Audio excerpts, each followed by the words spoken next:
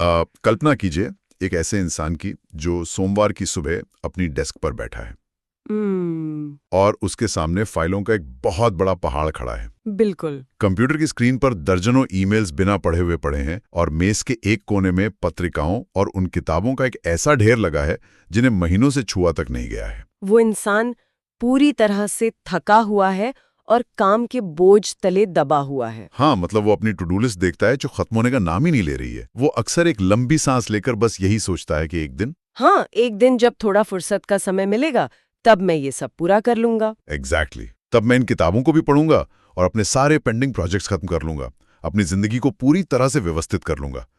लेकिन हम सभी जानते हैं कि असलियत क्या है। वो एक दिन कभी नहीं आता। कभी नहीं आता।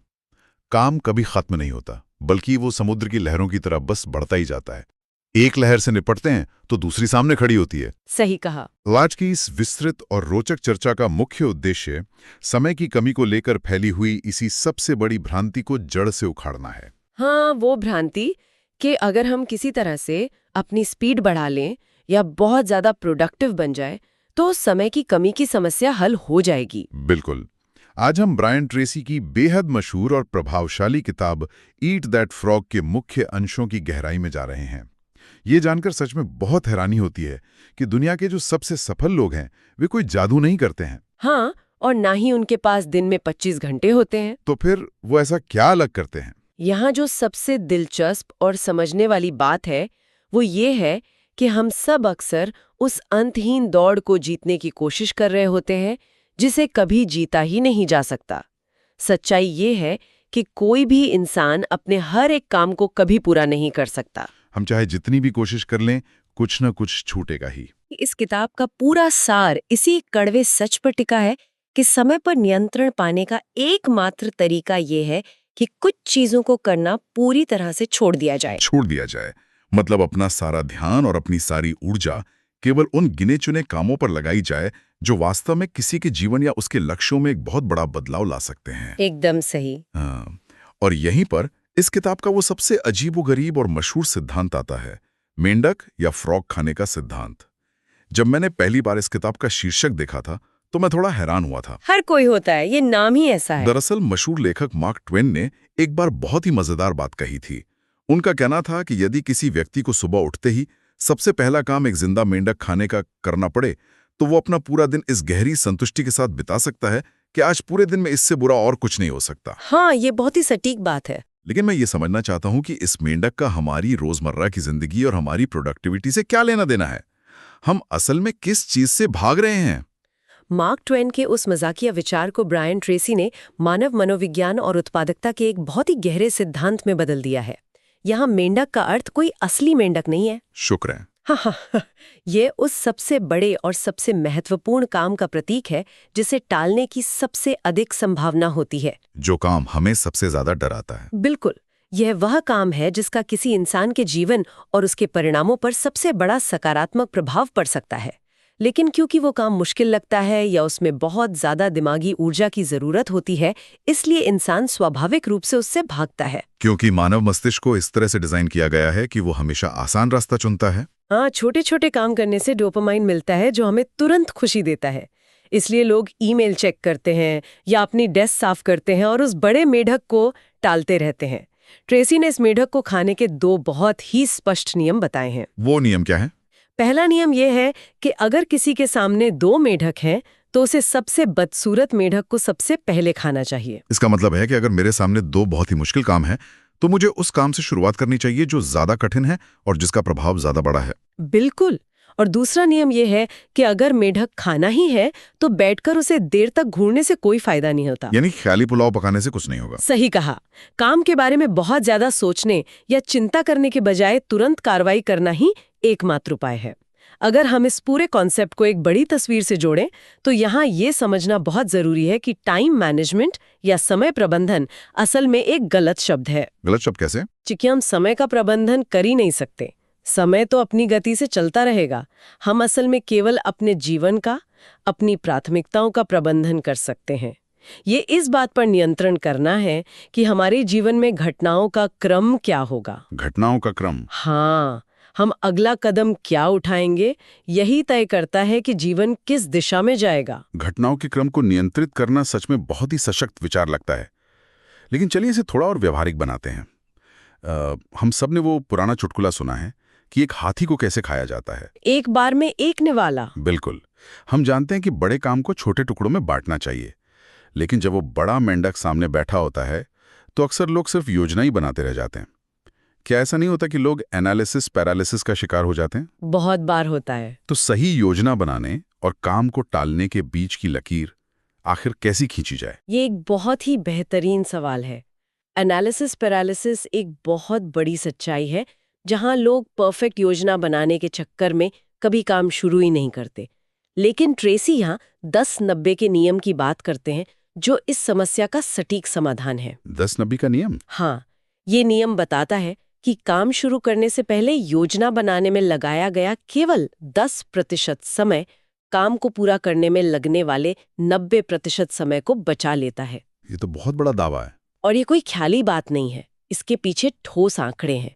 अगर कोई व्यक्ति अपना दिन शुरू करने से पहले रात को या सुबह सुबह सिर्फ 10 से 12 मिनट का निवेश करके अपने दिन की योजना बनाता है, तो वो दिन भर में बर्बाद होने वाले कम से कम 2 घंटे बचा सकता है। मतलब लगभग 100 से 120 मिनट की बचत सिर्फ 10 मिनट की प्लानिंग से। एग्जैक्टली। ये रिटर्न ऑन एनर्जी का एक बहुत ही बेहतरीन उदाहरण है। योजना बनाने का मतलब ये नहीं है कि हर एक मिनट का हिसाब रखा जाए, बल्कि इसका मतलब है कि दिन के सबसे जरूरी कामों की एक साफ रूपरेखा तैयार की जाए। लेकिन जब हम टू डू लिस्ट बनाते हैं तो अक्सर उसमें 20 काम होते हैं और हम सबसे आसान कामों से शुरू कर देते हैं ताकि लिस्ट पर टिक लगाने की वो खुशी मिल सके। वो डोपामाइन हिट। हाँ, तो इस आदत को कैसे तोड़ा जाए? क्या सिर्फ एक सूची बना लेना ही काफी है? नहीं, सिर्फ सूची बनाना तो बस पहला कदम है। असली खेल उसके बाद शुरू होता है। प्राथमिकताओं का निर्धारण करना। यहीं पर 80-20 का नियम, जिसे पारेटो सिद्धांत भी कहते हैं, पूरी तरह से लागू होता है। पारेटो सिद्धांत? हाँ, इसके अनुसार किसी भी व्यक्ति की 20% गतिविधियां उसके 80% परिणामों के लिए जिम्मेदार होती हैं।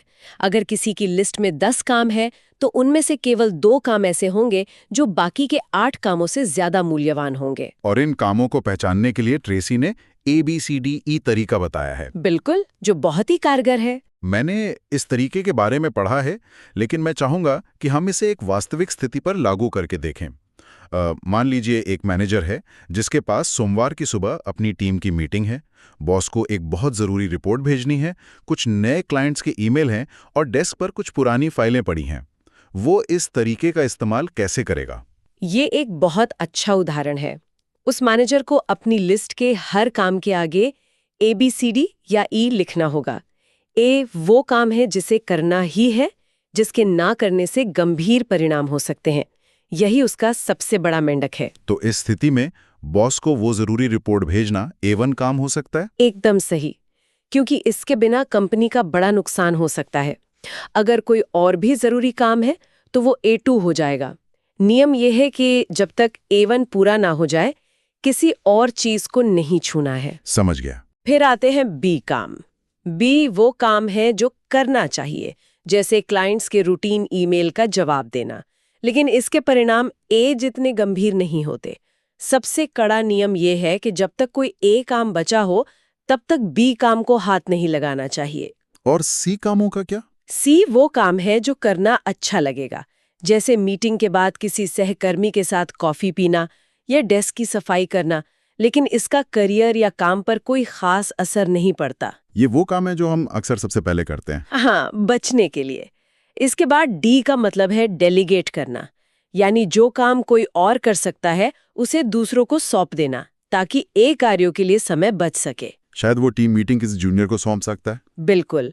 और अंत में E का मतलब है एलिमिनेट करना, यानी उन कामों को पूरी तरह से खत्म कर देना जिनकी अब कोई प्रासंगिकता नहीं रह गई है, जैसे उन पुरानी फाइलों को देखना जिनका अब कोई मतलब नहीं है। ये यानी एलिमिनेट करने वाला हिस्सा मुझे बहुत दिलचस्प लगता है। इसी से जुड़ा एक विचार है रचनात्मक टालमटोल या क्रिएटिव प्रोक्रेस्टिनेशन।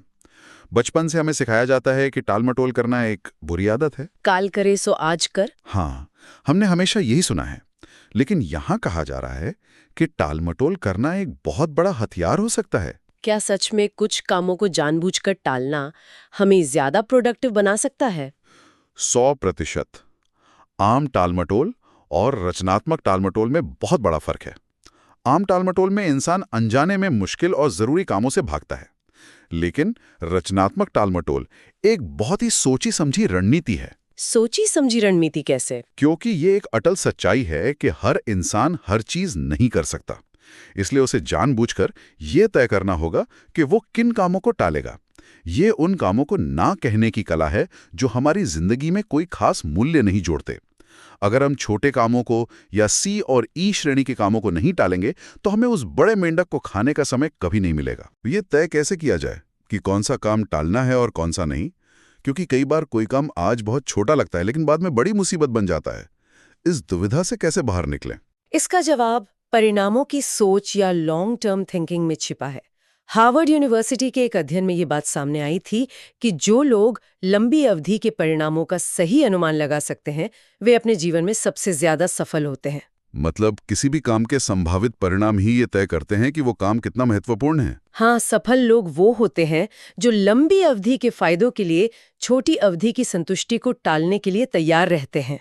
मतलब अगर कोई व्यक्ति आज अपने कौशल को बढ़ाने के लिए कोई नया कोर्स कर रहा है तो शायद आज उसे कोई तुरंत फायदा ना दिखे, उसे बहुत मेहनत करनी पड़े, लेकिन भविष्य में इसके बहुत बड़े सकारात्मक परिणाम होंगे। बिल्कुल। इसके विपरीत जो काम आज बहुत सुखद लगते हैं, जैसे ऑफिस में घंटों गपशप करना या सोशल मीडिया स्क्रॉल करना, वे लंबी अवधि में करियर को नुकसान ही पहुंचाते हैं। लेकिन यहां एक और बहस छिड़ती है। मैंने कई लोगों को यह कहते सुना है कि वो डेडलाइन या समय सीमा के भारी दबाव में सबसे अच्छा काम करते हैं। ये बहुत ही आम बात है जो लोग कहते हैं। वे जानबूझकर काम को आखिरी मिनट तक टालते हैं। क्या ये भी एक तरह की रणनीति है? ये एक बहुत ही आम भ्रांति है और मनोविज्ञान इसे पूरी तरह से नकारता है। डेडलाइन के दबाव में काम बेहतर होने की बात अक्सर सिर्फ एक भ्रम या बहाना होती है। बहाना होती है। वास्तव में जब किसी बड़े काम को आखिरी मिनट तक टाला जाता है तो इंसान भारी तनाव और एंजाइटी में आ जाता है। इस अत्यधिक दबाव के कारण काम की गुणवत्ता गिर जाती है और गलतियां बहुत ज्यादा होती हैं। और अक्सर उन गलतियों को सुधारने में या काम को दोबारा करने में इतना ज्यादा समय लग जाता है कि वो सामान्य समय से भी अधिक हो जाता है। सही कहा। इसके अलावा जो मानसिक थकान होती है वो अगले दिन के कामों को भी प्रभावित करती है। इसलिए समय से पहले योजना बनाना और काम के लिए अतिरिक्त समय या बफर रखना हमेशा एक बेहतर और स्वस्थ रणनीति होती है। ये बहुत ही तार्किक है। अब अगर हम अपनी उत्पादकता को बिल्कुल चरम पर ले जाना चाहते हैं तो स्रोत सामग्री में 3 बहुत ही सटीक और सीधे सवाल दिए गए हैं जिन्हें हर दिन बार बार खुद से पूछा जाना चाहिए। मुझे ये सवाल बहुत प्रभावशाली लगे। वे 3 सवाल उत्पादकता की बुनियाद है। पहला सवाल है, मेरी सबसे उच्च मूल्य वाली गतिविधियां क्या हैं? यानी वे कौन से बड़े मेढक हैं जो मेरी कंपनी, मेरे परिवार या मेरे खुद के जीवन में सबसे बड़ा योगदान देंगे? और दूसरा सवाल जो मुझे व्यक्तिगत रूप से बहुत पसंद आया, वो पीटर ड्रकर जैसे महान प्रबंधन विचारक से प्रेरित है। ऐसा कौन से काम है जो केवल एक ही व्यक्ति यानी वो स्वयं कर सकता है और अगर उससे बहुत अच्छे से किया जाए तो उससे असली फर्क पड़ेगा? वो दूसरा सवाल सच में गेम चेंजर है। ये सीधे तौर पर हमारी व्यक्तिगत जिम्मेवारी और हमारी यूनिक एबिलिटी की पहचान करता है। Unique ability? हाँ, ये उस काम को खोजने के बारे में है जिसे अगर कोई व्यक्ति खुद ना करे तो कोई और नहीं करेगा, लेकिन अगर वो उसे पूरी लगन से कर ले तो करियर या जीवन में एक बहुत बड़ा और सकारात्मक बदलाव आ सकता है। ये सवाल हमें उन कामों से दूर करता है जो ये आसानी से डेलीगेट किया जा सकता है। और तीसरा सवाल, जो शायद पूरे समय प्रबंधन का सबसे मुख्य और अंतिम सवाल है, वो है, इस समय मेरे समय का सबसे मूल्यवान उपयोग क्या है? हर एक घंटे, हर एक पल में इस सवाल का केवल एक ही स्पष्ट जवाब होता है और उसी एक जवाब पर तुरंत काम करना शुरू कर देना ही असली सफलता की कुंजी है। लेकिन एक बात सोचिए, हम जानते हैं कि हमारा सबसे मूल्यवान उपयोग क्या है। हमें पता है कि वो A1 काम कौन सा है। वो बड़ा सा मेंढक हमारे सामने बैठा है, लेकिन वो काम इतना विशाल, इतना जटिल और इतना डरावना होता है कि उसे शुरू करने की हिम्मत ही नहीं जुट पाती। इंसान उस पहाड़ को देखकर ही हार मान लेता है। ऐसे समय में जब काम से भागने की आदत सबसे ज्यादा हावी होती है, तब क्या करना चाहिए? मैंने सुना है कि यहाँ मनोविज्ञान से जुड़ी कुछ बहुत ही दिलचस्प तकनीकें हैं। हाँ, जब कोई काम बहुत बड़ा और भारी लगता है तो इंसान प्रोक्रास्टिनेशन की तरफ भागता है। इसके समाधान के लिए इस अध्ययन में 2 बहुत ही शानदार मनोवैज्ञानिक तकनीकों का जिक्र किया गया है, सलामी स्लाइस टेक्निक और स्विस चीज टेक्निक। ये नाम तो खाने की चीजों पर आधारित लग रहे हैं। ये असल में काम कैसे करती हैं? ये दोनों तकनीकें हमारे दिमाग को धोखा देकर काम शुरू करवाने में बहुत असरदार हैं। दिमाग को धोखा कैसे देती है? सलामी स्लाइस टेक्निक की बात करें तो जैसे एक बड़ी सलामी की लोफ को कोई एक बार में नहीं खा सकता, तो उसे पतले पतले स्लाइस में काटा जाता है। ठीक वैसे ही एक बहुत बड़े और जटिल काम को छोटे छोटे, स्पष्ट और आसानी से पूरे किए जा सकने वाले कदमों में बांट लिया जाता है।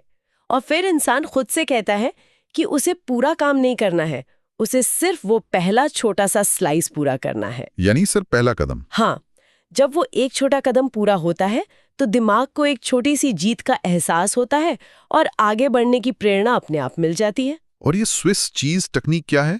क्या इसमें काम के अंदर छेद करने होते हैं? बिल्कुल सही पकड़े आप। स्विस चीज तकनीक भी कुछ इसी तरह काम करती है, लेकिन इसका नजरिया थोड़ा अलग है। इसमें काम के एक बहुत बड़े ब्लॉक में समय का एक छोटा सा छेद किया जाता है। समय का छेद? हाँ, मान लीजिए किसी को एक किताब लिखनी है या एक बहुत बड़ी प्रेजेंटेशन बनानी है। वो सिर्फ ये तय करता है कि वो उस काम पर केवल 5 या 10 मिनट के लिए काम करेगा और फिर रुक जाएगा। बस 5 मिनट? हाँ, ऐसा करने से काम शुरू करने की जो सबसे बड़ी रुकावट या इनर्शिया होती है वो टूट जाती है। और अक्सर मनोविज्ञान में यह देखा गया है कि एक बार जब गति या मोमेंटम बन जाता है तो 10 मिनट पूरे होने के बाद भी इंसान उस काम को करता रहता है, क्योंकि शुरू करने का डर खत्म हो चुका होता है। बिल्कुल। ये मोमेंटम या गति का विचार बहुत शक्तिशाली है, लेकिन हम एक ऐसी दुनिया में रहते हैं जहां ध्यान भटकाने वाली चीजें हर जगह हैं। चारों तरफ डिस्ट्रैक्शन है। हमारे फोन पे लगातार नोटिफिकेशन आते हैं, ईमेल पॉपअप होते हैं। ऐसे में अगर हमने स्विस चीज तकनीक से काम शुरू कर भी दिया तो उस मोमेंटम को बनाए कैसे रखा जाए? यहीं पर एक समय में एक काम या सिंगल हैंडलिंग का सिद्धांत आता है, और ये आज के डिजिटल युग में सबसे ज्यादा जरूरी है। सिंगल हैंडलिंग का मतलब है कि जब आप एक बार अपने सबसे महत्वपूर्ण काम को शुरू कर दें तो फिर किसी भी कीमत पर अपना ध्यान वहां से ना हटाएं। मैंने इस किताब के नोट्स में एक बहुत ही चौंकाने वाला आंकड़ा देखा था। उसमें लिखा था कि एक ही काम को बार बार छोड़ने और शुरू करने से बहुत समय बर्बाद होता है। क्या सच में मल्टीटास्किंग या बार बार काम बदलने का इतना बड़ा असर पड़ता है? इसका असर आपकी सोच से भी कहीं ज्यादा बड़ा होता है। स्रोत के आंकड़े बताते हैं कि अगर किसी काम को शुरू करके बीच में रोक दिया जाए, फिर किसी और काम में लग जाएं और फिर वापस उसी काम पे लौटें, तो इस तरह बार बार काम को रोकने और फिर से शुरू करने से उस काम को पूरा करने में लगने वाला समय 500% तक बढ़ सकता है। 500%? यानी जो काम 1 घंटे में हो सकता था वो शायद 5 घंटे ले लेगा। बिल्कुल। ये तो बहुत ही भयानक है। ऐसा क्यों होता है? ऐसा इसलिए होता है क्योंकि हर बार जब हम किसी काम को छोड़कर किसी नई चीज पर ध्यान देते हैं तो हमारा फोकस टूट जाता है। जब हम वापस पुराने काम पर लौटते हैं तो दिमाग को फिर से उस संदर्भ को समझने में बहुत ऊर्जा लगानी पड़ती है। पिछली बातों को याद करने में और उसी गहरी एकाग्रता के स्तर तक पहुंचने में समय लगता है। इसे मनोविज्ञान में कॉग्निटिव स्विचिंग पेनल्टी कहते हैं। इसलिए अनुशासन की असली परीक्षा यही है कि जब एक बार A1 काम शुरू कर दिया जाए तो बिना किसी व्याकुलता के उसे 100% पूरा किया जाए। काम को 100% पूरा करना ही इच्छा शक्ति का असली प्रमाण है। बिल्कुल सही। लेकिन कई बार ऐसा होता है कि हम काम तो करना चाहते हैं, लेकिन हम बाहरी चीजों को दोष देने लगते हैं। हम सोचते हैं कि हमारे पास सही संसाधन नहीं है, बाजार की स्थिति खराब है या बॉस मदद नहीं कर रहा है। इन रुकावटों का सामना कैसे किया जाए? ये एक बहुत ही आम प्रवृत्ति है कि हम अपनी असफलताओं के लिए बाहरी दुनिया को दोष देते हैं। लेकिन यहाँ फिर से 80-20 का नियम लागू होता है। रुकावटों पर? हाँ, और इस बार ये हमारी बाधाओं पर लागू होता है। स्रोत ये स्पष्ट रूप से बताता है कि लक्ष्य प्राप्ति में जो भी बाधाएं आती हैं, उनमें से 80% बाधाएं बाहरी नहीं होती। तो वो क्या होती हैं? वे आंतरिक होती हैं। वे इंसान की अपनी आदतें होती हैं, उसके कौशल की कमी होती है या उसके अनुशासन की कमी होती है। केवल 20% बाधाएं ही बाहरी दुनिया या परिस्थितियों से आती हैं। इसलिए हमेशा ये सवाल पूछना चाहिए कि मेरे अंदर ऐसा क्या है जो मुझे रोक रहा है। और शायद वो आंतरिक बाधा शारीरिक भी हो सकती है। हम अक्सर मानसिक ऊर्जा और शारीरिक ऊर्जा के बीच के संबंध को नजरअंदाज कर देते हैं। एक थका हुआ शरीर एक तेज दिमाग को कैसे सपोर्ट कर सकता है? एकदम सही बात है। एक थका हुआ इंसान बहुत ही आसानी से टालमटोल का शिकार हो जाता है। उत्कृष्ट उत्पादकता के लिए उच्च ऊर्जा की बहुत सख्त आवश्यकता होती है। ऊर्जा ही सब कुछ है। इस अध्ययन में एक बहुत ही बेहतरीन उपमा दी गई है। काम करने वाले हर व्यक्ति को खुद को एक विश्व स्तरीय एथलीट की तरह देखना चाहिए। एथलीट की तरह। हाँ, जैसे एक एथलीट अपने प्रदर्शन को बेहतर बनाने के लिए अपने आहार, अपने व्यायाम और सबसे जरूरी अपने आराम का पूरा ध्यान रखता है, वैसे ही मानसिक काम करने वालों को भी अपनी सेहत का ध्यान रखना चाहिए। पर्याप्त नींद और सही भोजन के बिना उस बड़े मेंढक को खाने की इच्छा शक्ति कभी पैदा ही नहीं हो सकती। और जब वो ऊर्जा हो, जब वो स्पष्टता हो, तो एक मंत्र है जो इस किताब के सबसे शक्तिशाली हिस्सों में से एक है। वो मंत्र है अभी करो, या डू इट नाउ।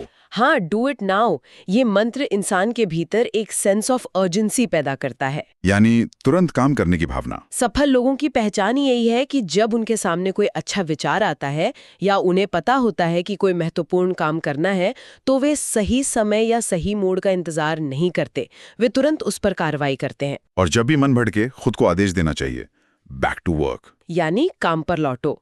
तेज गति से काम करने से न सिर्फ काम जल्दी खत्म होता है, बल्कि आत्मसम्मान और आत्मविश्वास भी बढ़ता है। तो अगर इस पूरी विस्तृत और गहरी चर्चा का सार निकाला जाए, तो वो बहुत ही स्पष्ट और सशक्त है। सबसे बड़े और बदसूरत मेंढक को पहचानना, उसे कागज पर लिखकर उसकी योजना बनाना, उसे छोटे और आसान टुकड़ों में बांटना और फिर अपने पूरे अनुशासन के साथ बिना किसी भटकाव के उसे सबसे पहले पूरा करना। यही सफलता, मानसिक शांति और अत्यधिक उत्पादकता का असली रहस्य है। यह ज्ञान सिर्फ काम को खत्म करने की एक मशीन बनने के बारे में नहीं है, बल्कि ये उस गहरी संतुष्टि और खुशी को पाने के बारे में है जो एक मुश्किल और महत्वपूर्ण काम को पूरा करने के बाद मिलती है। और इसके पीछे तो विज्ञान भी है ना। बिल्कुल। विज्ञान ये साबित करता है कि जब कोई इंसान एक मुश्किल काम पूरा करता है तो उसके दिमाग में एंडोर्फिन रिलीज होते हैं। ये एक प्राकृतिक रसायन है जो हमें खुशी, उत्साह और आत्मविश्वास का एहसास कराता है। एक तरह का नेचुरल हाई। सही कहा। जब हम लगातार सबसे बड़े मेंढक को खाने की आदत डाल लेते हैं तो हमारा दिमाग इस एंडोर्फिन रश का आदी हो जाता है। हम सकारात्मक अर्थों में काम पूरे करने के आदी हो जाते हैं। और यही वो बिंदु है जहां एक आम इंसान अपनी नियति का खुद मालिक बन जाता है। बिल्कुल ऐसा ही है। क्या अद्भुत विचार है, सकारात्मक अर्थों में काम पूरे करने का आदी होना। इस चर्चा को खत्म करते हुए मैं एक अंतिम और थोड़ा उत्तेजक विचार छोड़ना चाहूंगा। हम हमेशा ये मानते आए हैं कि इंसान का स्वभाव आराम पसंद करना है। वो हमेशा आसान रास्ते की तलाश में रहता है और इसलिए टालमटोल करता है। ये हमारी बुनियादी प्रकृति है। लेकिन अगर हमारे समय की कमी का एहसास और हमारा तनाव केवल हमारी प्राथमिकताओं के गलत चुनाव का ही नतीजा है, तो जरा सोचिए, क्या होगा अगर कल सुबह उठकर सबसे पहला काम वो किया जाए जो इंसान के इस आरामदायक स्वभाव के बिल्कुल विपरीत हो। सबसे मुश्किल काम सबसे पहले। हाँ, सबसे मुश्किल, सबसे जटिल काम को सबसे पहले करना, सिर्फ ये साबित करने के लिए कि भाग्य, परिस्थितियों और समय पर असल नियंत्रण किसी और का नहीं, बल्कि केवल और केवल हमारा अपना है। ये एक ऐसा विचार है जो केवल सुनने और सोचने के लिए नहीं, बल्कि कल सुबह उठकर आजमाने के लिए है।